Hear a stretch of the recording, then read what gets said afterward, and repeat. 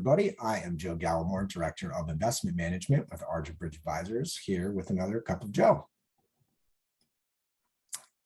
Well, U.S. large cap stocks hit a sharp skid last week, shedding about 2.7% and ending up right at about minus 10% for the year.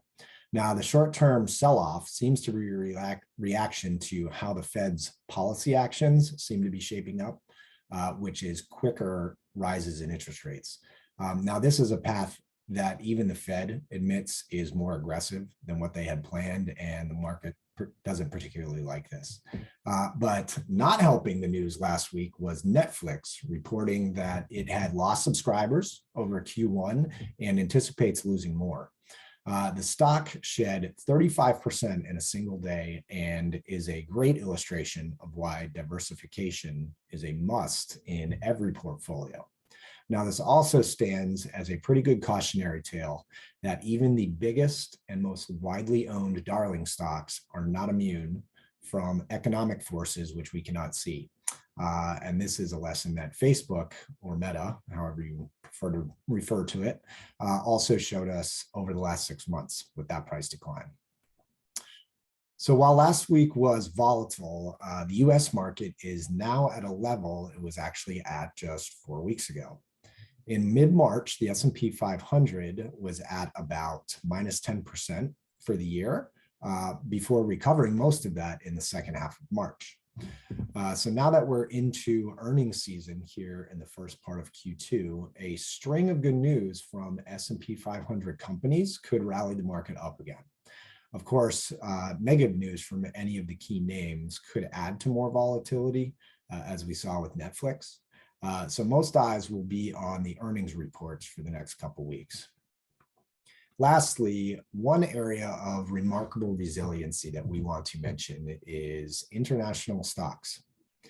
While the overall return of the index for international stocks has not been much better than the US so far this year, it certainly has not been any worse, but it isn't.